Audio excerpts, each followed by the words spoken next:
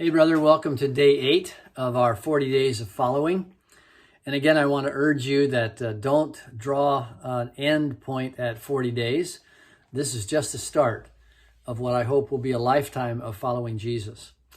Now, there are many things that are hard to describe, like the taste of an apple or your wife's latest salad. It's hard to describe an emotion like anger or guilt or shame or joy. It's hard to describe those things, and we always use words, well, it's like this and it's like that, and we try to draw parallels. But when we come to Jesus and we meet Jesus, when we behold Jesus, he is unlike anyone or anything we have ever seen or experienced. And that's exactly what happens in the early chapters of the book of Mark. As we behold, using that word, behold Jesus, to see him, to consider him, to be amazed by him.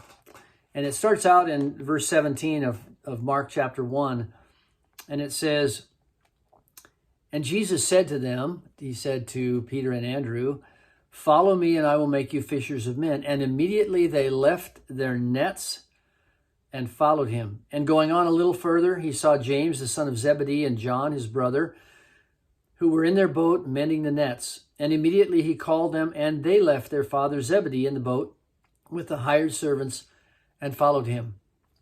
There was something about Jesus that was believable, something that was honorable and winsome that drew them to him. And you've probably had that experience somewhere in your life. A person who was a speaker or a teacher or a coach, and you just were drawn to them. There was a magnetic pull toward them. Well, Jesus had that, but it was more than that, because immediately after they started following him, this began to happen. And they went into Capernaum in verse 21, and immediately on the Sabbath, he entered the synagogue and was teaching, and they were astonished at his teaching, for he taught them as one having authority and not as the scribes. They were astonished at his authority of teaching. He didn't footnote everything and back himself up with other articles and footnotes. He just spoke with authority, and suddenly he opened the scripture to them in a way that they'd never seen before. And then it goes on at how they beheld the greatness of Jesus. It says, "And immediately there was in their synagogue a man with an unclean spirit, and he cried out, 'What have you to do with us, Jesus of Nazareth? Have you come to destroy us? I know who you are, the Holy One of God.' But Jesus rebuked him, saying, 'Be silent and come out of him.'"